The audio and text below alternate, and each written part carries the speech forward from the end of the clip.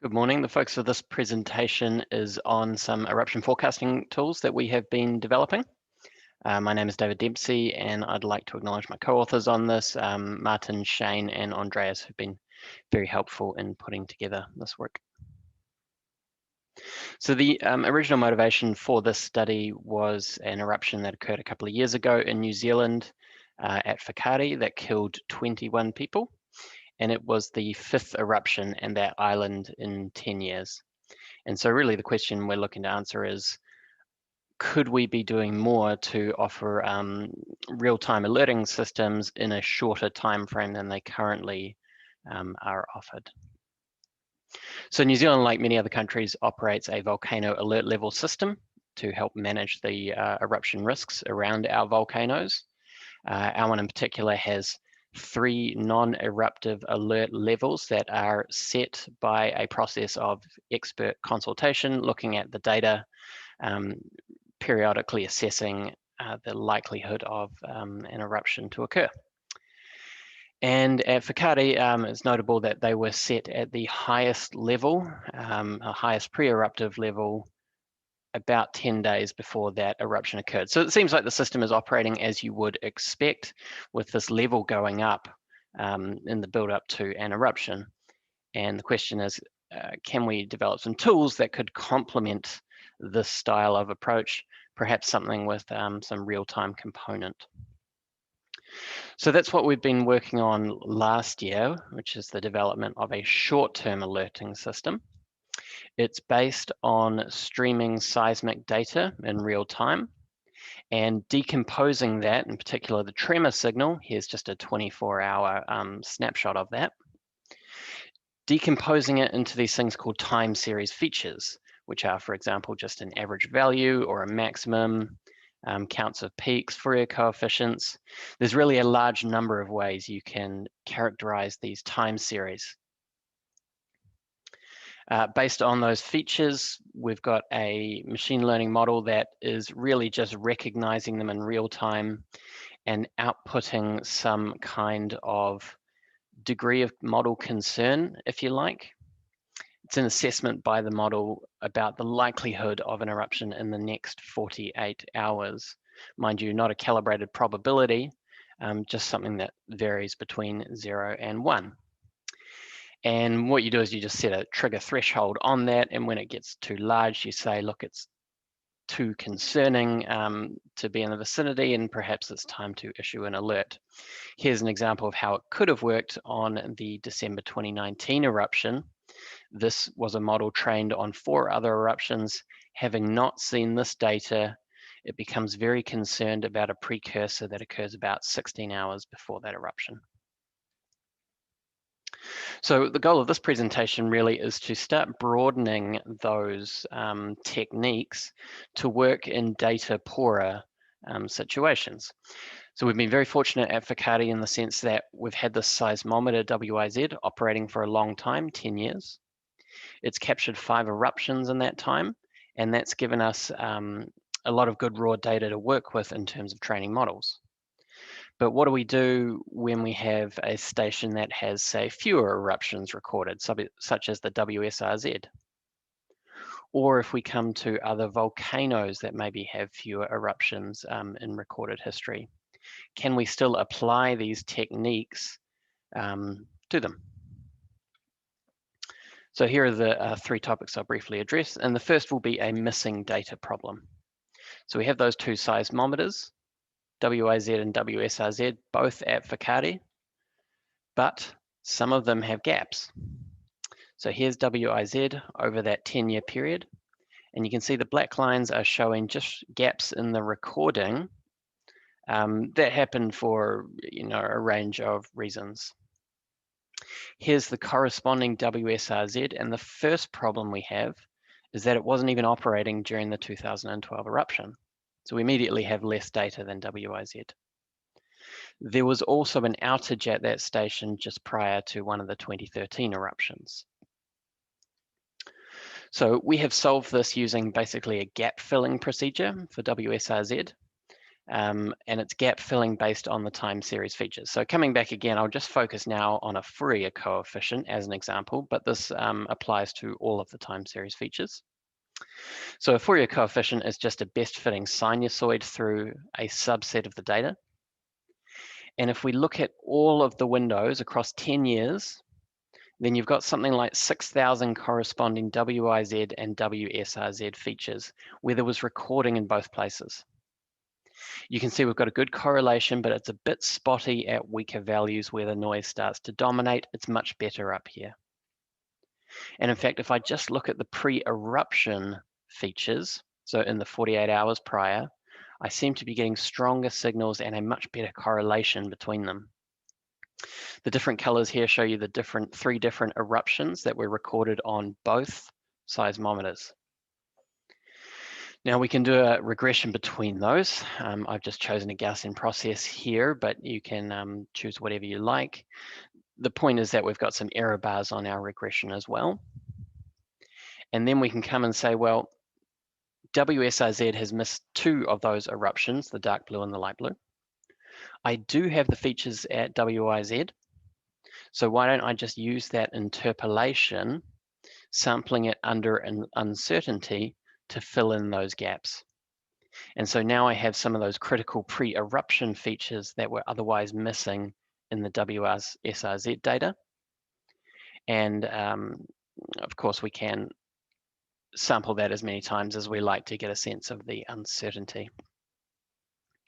So we've done that, we've taken those features now filled in, and we've fed that into the model training algorithm just to look at performance.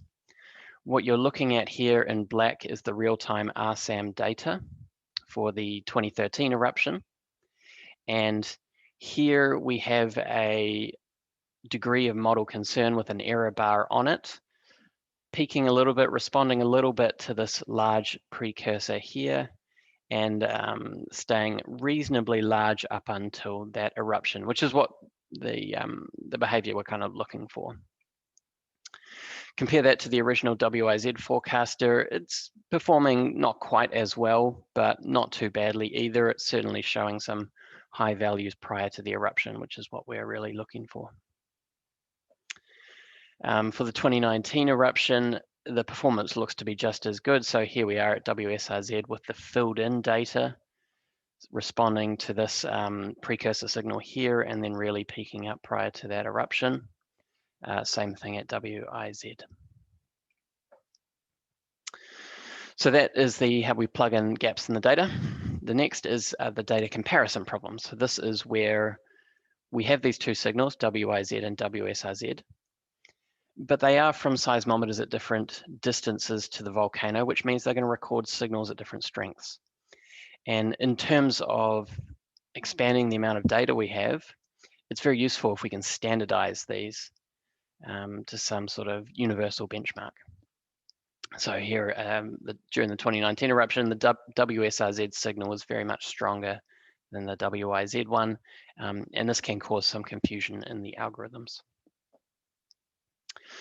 So one thing we looked at when we did process the data is that over a long period of time, their values look to be somewhat log normally distributed. So this is just the raw data, and you can see on a log axis, we're seeing some kind of central tendency and some measure of spread. So one of the things we did to standardize was just put them onto a unit log normal distribution, both of our RSAM records. And when we do that in real space, those records overlap a lot more. So those are those two eruptions I was showing before. They're not quite the same, and we wouldn't expect them to be exactly the same, but it's certainly an improvement in terms of bringing those two signals closer together and standardizing them.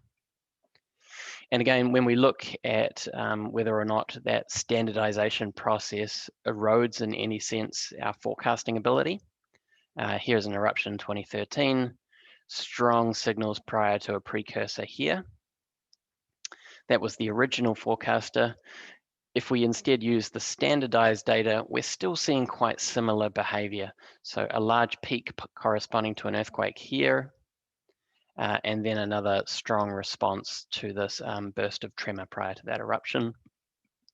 And in fact, one thing we've been doing is removing regional earthquakes in real time, and we're finding improved performance again in terms of eliminating some of those false alarms or near false alarms that can be generated. So the last problem is the generalization one. This is the idea that, say we want to apply this to Mount Ruapehu, then we have fewer recorded eruptions there. So what can we do to transfer what we've learned from Whakaari over to Ruapehu? And so the approach we're taking at the moment, and it's still early days on this, is just to standardize and merge data records for multiple volcanoes, and then just naively train and test and see how we perform under cross-validation. So for example, at Whakaari, we have 10 years of data and 5 eruptions. What we do is usually just train on 4 of those eruptions and test on the data leading up to the 5th one. And here's how that looks. It seems to be working okay at Whakaari. With Ruapehu, we can't do that because we only have the 2 eruptions in 2006 and 2007, notwithstanding there are 15 years of data there. So we'll just simply jam those records together. We'll now have 25 years of standardized RSAM data.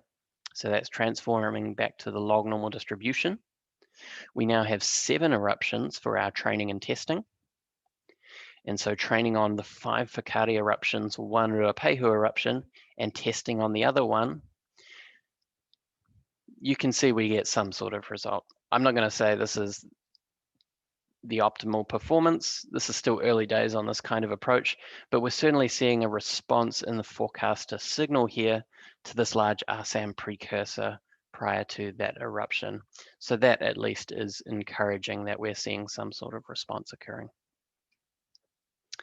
And then I guess the question is where to from here. We can continue expanding this kind of approach to add more volcanoes. For example, Tongariro, also in the central North Island of New Zealand. If we add that in the mix, we now have 40 years of standardized RSAM data and 9 eruptions to learn from. Now, of course, not all volcanoes are the same. Their eruptions may have different precursors, but the algorithms and techniques we're using have built-in fail-safes to prevent overfitting. So they ought to be able to deal with that sort of problem. And if there is genuinely nothing to be learned from comparing these volcanoes, then we'll simply see no improvement in performance from the non-transfer learning algorithms. So just let me wrap up. We've been focusing mainly on the not enough data problem in volcano forecasting, and we're tackling that on a few approaches. First is to just perform some feature interpolation to try and fill in gaps in some stations in a network.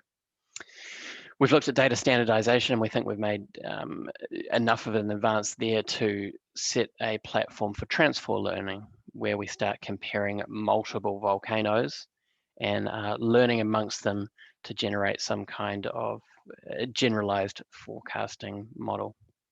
So thank you for your attention.